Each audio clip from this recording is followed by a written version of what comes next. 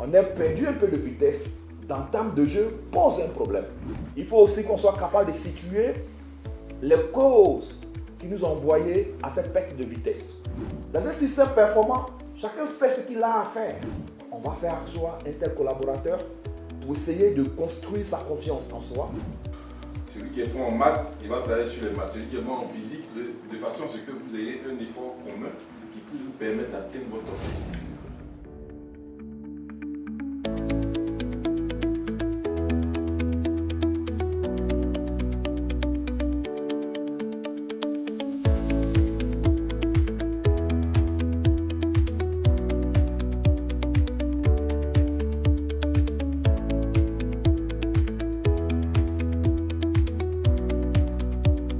Donc, ça voudrait dire que le fait qu'on ait perdu un peu de vitesse d'entame de jeu pose un problème. Et le problème, il est fondamental dans la mesure où, si on ne le traite pas dès maintenant, on pourrait se retrouver dans une situation où, malheureusement, on sera appelé à remercier les uns les autres. Il faut aussi qu'on soit capable de situer les causes qui nous ont envoyés à cette perte de vitesse. Est-ce que les causes résident dans le volet technique?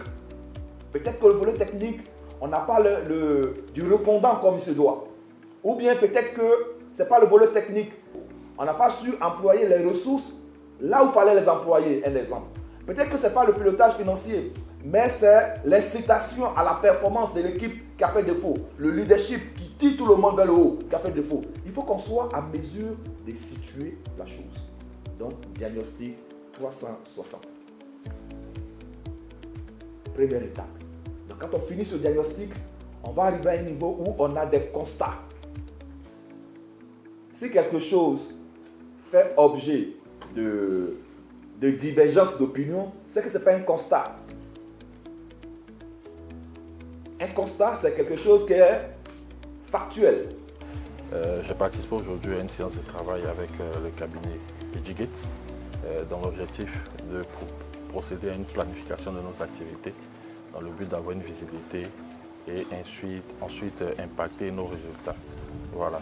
Il faut dire que cela est à l'initiative de notre DG, M. Yabo, qu'on remercie fortement, qui a compris l'importance de la planification de la stratégie. Parce que si on veut amplifier la vitesse, il faut que chacun comprenne que la plus petite action à son niveau contribue à faire avancer la grande machine. Non, ils vont faire. Non. Dans un système performant, chacun fait ce qu'il a à faire. Et donc, si une seule personne traîne, naturellement, c'est le système qui prend un coup. Donc, revue de performance. Et puis, appui et assistance. Nous, on est dans le système où on croit qu'il faut accompagner jusqu'au bout. On va faire choix un tel collaborateur pour essayer de construire sa confiance en soi, pour essayer d'aider à avoir la bonne approche, la bonne démarche. Peut-être qu'il travaille. Ce n'est pas que c'est un paresseux. Mais comme il n'a pas la bonne démarche, c'est-à-dire qu'il navigue un peu comme dans le néant. Celui qui est fort en maths, il va travailler sur les maths. Celui qui est bon en physique, de façon à ce que vous ayez un effort commun qui puisse vous permettre d'atteindre votre objectif. Vous voyez? Et c'est ça qui est intéressant, c'est ça le nouveau challenge. C'est comment vous allez vraiment travailler ensemble pour pouvoir atteindre cet objectif-là.